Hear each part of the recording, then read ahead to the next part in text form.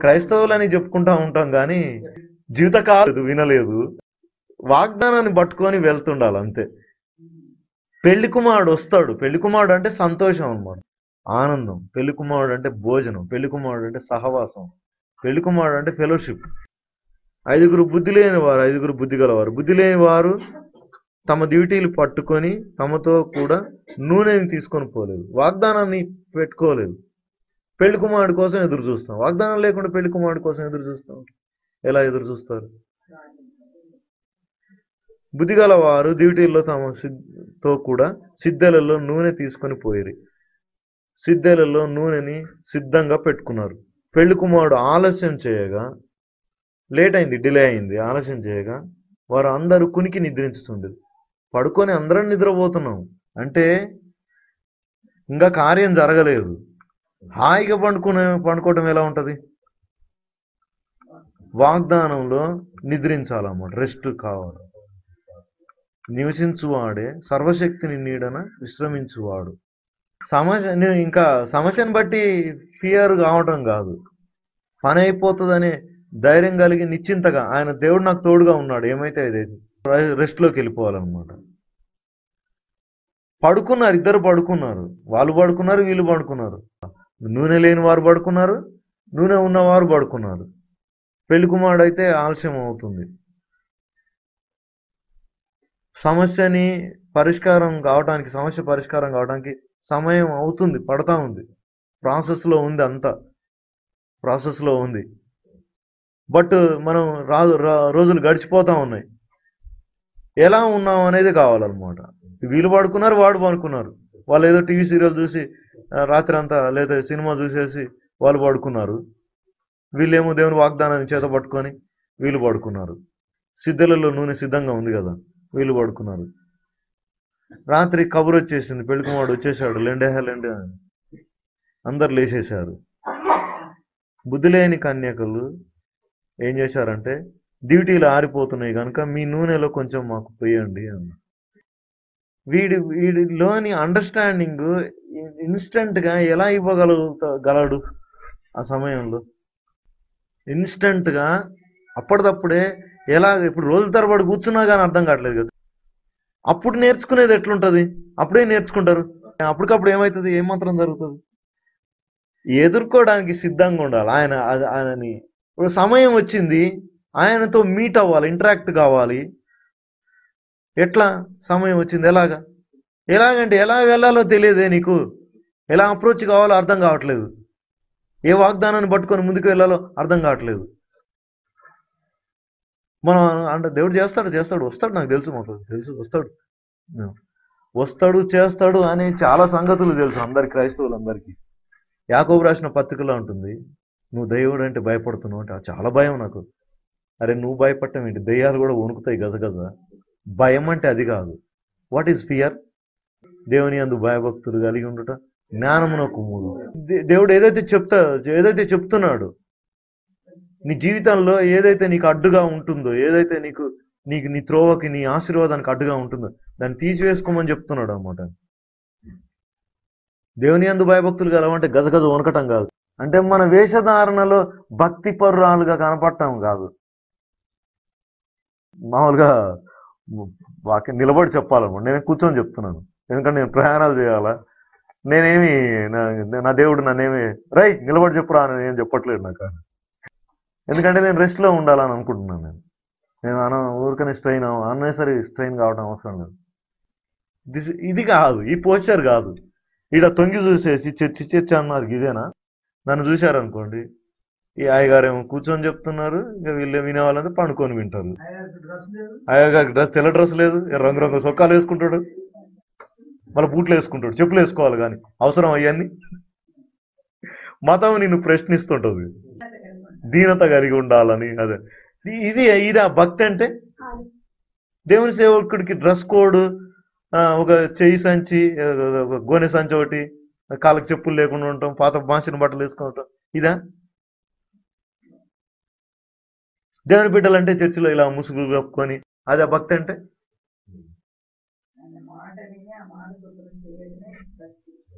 ఏ మాట అయితే వింటున్నావో ఆ మాట విషయంలో నువ్వు నిర్ణయం తీసుకొని దేవుడు ఏదైతే వద్దంటున్నాడో నీ జీవితంలో దాన్ని మానేయటమే భక్తి. దాన్ని మానేయటమే, దేవుడు చెప్పిన దాన్ని చేయటమే భయం. దేవుడు అంటే భయం అన్నమాట. నానంటే భయం. ఆయన గేట్లోకి అడుగు పెట్టగానే సిగరెట్ తాగేవాడు గౌకుని తీసేసి వెనకాల పడేసి మళ్ళీ ఏం లేకుండా, అదే భయం. సిగరెట్ తీసి దాచిపెట్టుకోవడం అదే భయం. పెద్దలంటే ఏంద్రా అట్లా చేసినావు అంటే నేను తాగను పెద్దల ముందల. తర్వాత మళ్ళీ తాగుతారు కదా. ఈ డ్రామాలతోటి కాదు, ఈ సినిమా వేషాలు, ఈ టీవీ సీరియల్ నాటకాలతోటి కాదు. రియాలిటీ ఉండాలి, ఇన్సైడ్ రియాలిటీ. ఫియర్ అంటే దేవునికి లోబడి ఆయన వాక్యాన్ని శిరస్త్రానంగా శిరస వహించి ఆయన వాక్కుకు లోబడాలన్నమాట. అది సిద్ధెలలో నూనె సిద్ధెలలో నూనె అంటే సిద్ధంగా ఉన్న నూనె అని దాన్ని సిద్ధంగా పెట్టుకోవాలన్నమాట. ఎండలోకి పోగానే ఎండ తీసి కొడతా ఉంటే సిద్ధలో నూనె అడగలేదు కాబట్టి పగలు ఎండ దెబ్బ కొట్టదు, రాత్రి వెనక దెబ్బ కొట్టదు. నీ రాకపోగలేంది యెహోవా తోడుగా ఉన్నాడు అది గుర్తుకు రాదనమాట. సిద్ధలలో నూనె ఉంటే అదనమాట. పరలోక రాజ్యం అంటే భూమి మీద అనుభవించేది. పరలోక రాజ్యం సచిన తర్వాత పోయేది కాదు. గొయ్యిలో నుంచి పోయే కైలాసం కాదు ఇది. బొందిలో ప్రాణం ఉండగానే కైలాసం చూడాలన్నమాట. బొందిలో ప్రాణం ఉండగానే కైలాసం చూడాలి. పరలోక రాజ్యాన్ని ఈ భూమి మీద అనుభవించాలి. బైబిల్లో ఏదైతే వాగ్దానం ఉందో చనిపోయిన తర్వాత తీసుకెళ్లే వాగ్దానం ఉంది. తీసుకెళ్తాడు ఆయన మనకి చాలా గౌరవం ఉంటుంది. దేవుడు మన కోసం అనేక నివాసాలను ఏర్పాటు చేశాడు. అది వేరు, అది ఆల్రెడీ జరిగిపోతుంది. ఇక్కడ ఈ భూమి మీద అట్ ప్రజెంట్ ఇప్పుడున్న సిచ్యువేషన్లో నీ జీవితంలో పరలోక రాజ్యం నువ్వు చూడాలి, ఈ కళ్ళతోటి చూడాలి. అప్పుడు సాక్ష్యం చెప్తావు, దేవుడు నా జీవితంలో ఈ కార్యం చేశాడు.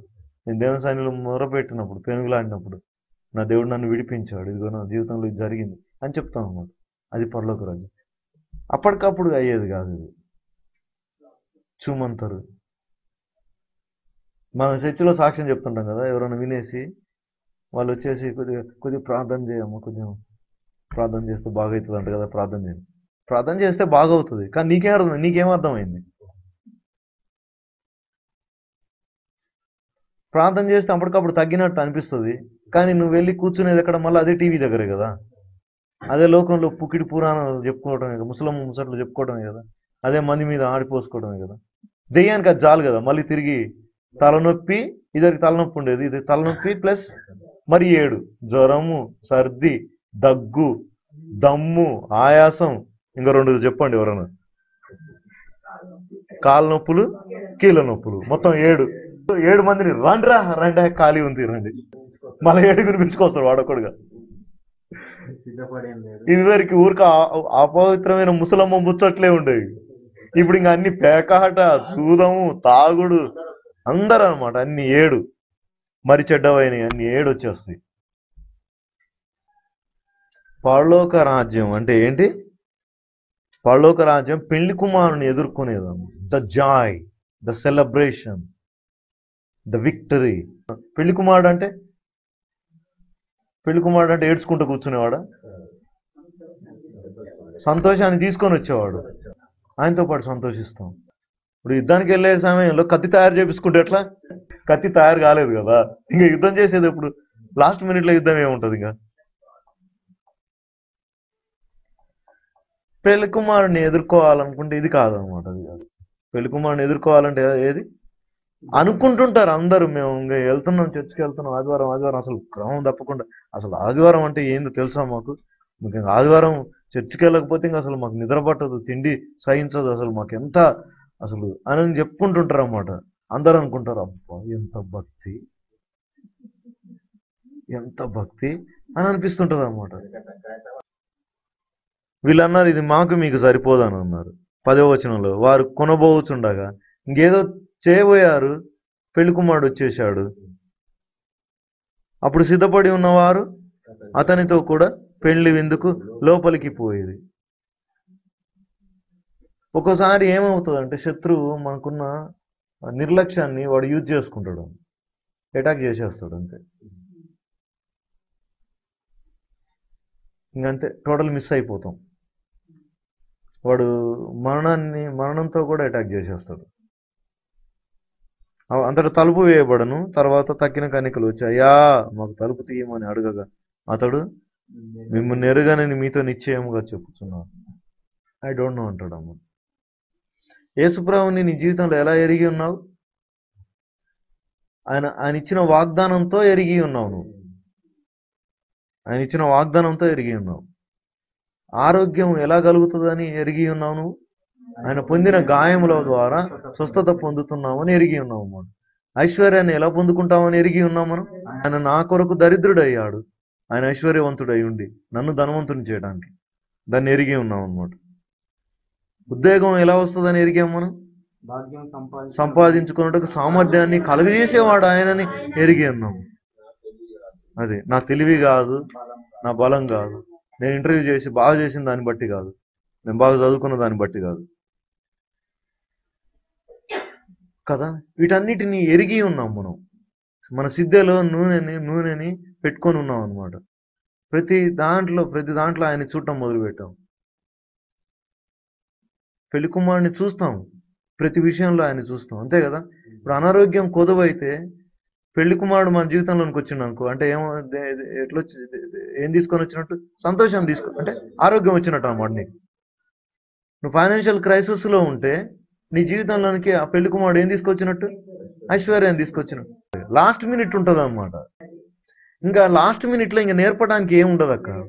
అందుకే బిగినింగ్ లో ఏమని చెప్పాను, నువ్వు దేవుని వాక్యాన్ని నేర్చుకోవడానికి ఎవరి దగ్గర దొరుకుతుందంటే యేసుప్రభు చెప్పాడు, లోకంలో అశాశ్వతమైన దాని కొరకు వెంటపడొద్దు, క్షయమైన అయ్యే దాని కొరకు మీరు కష్టపడొద్దు, అక్షయమైన దాని కొరకు కష్టపడండి, అది మీకు మేలుకరంగా ఉంటుందని చెప్తున్నాడు అన్నమాట.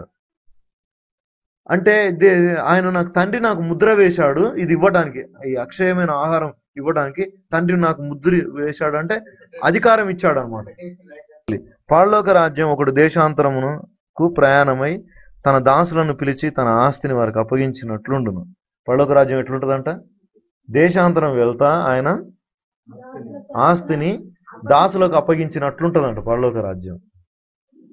దేవుడు తన రాజ్యాన్ని నీకు అప్పగించినప్పుడు నువ్వేం చేయాలి? దాన్ని నమ్మకంగా, దాని విషయంలో నమ్మకత్వాన్ని కలిగి ఉండాలన్నమాట. నమ్మకాన్ని కలిగి ఉండాలి. అతడు ఒకనికి 5 తలాంతులు, ఒకనికి 2, ఒకనికి 1, ఎవని సామర్థ్యం చొప్పున వానికిచ్చి వెంటనే దేశాంతరము పోయాను. 5 తలాంతులు తీసుకొని వాడు వెళ్ళి వాడితో వ్యాపారం చేసి మరి 5 తలాంతులు సంపాదించాను. అలాగనే 2 తీసుకొని వాడు మరి 2 సంపాదించాను.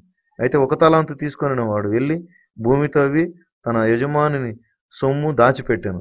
బహుకాలమైన తర్వాత దాసుల యజమానుడు వచ్చి వారి యొద్ద లెక్క చూసుకొనెను.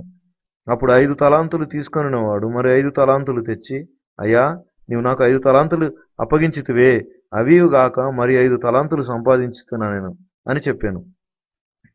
అతని యజమానుడు, భలా నమ్మకమైన మంచి దాసుడా, నీవు కొంచెంలో నమ్మకముగా ఉంటివి, నేను అనేకమైన వాటి మీద నియమించదను. అరే, తలనొప్పి విషయంలోనే నీకు దేవుని వాక్యం పనిచేయలేదంటే, ఆ విషయంలోనే నువ్వు నమ్మకంగా లేవంటే, నీకు పెద్ద పెద్ద అప్పగించినప్పుడు నువ్వేం చేయగలుగుతావు? నువ్వు పరలోక రాజ్యాన్ని ఎలా నమ్ముతావు? పరలోకంలో బంగారు పట్టణాన్ని ఎలా నమ్ముతావు? బంగారం రోడ్లను ఎలా నమ్ముతావు? వజ్ర వైడూర్యాల పునాదుల్ని ఎలా నమ్ముతావు?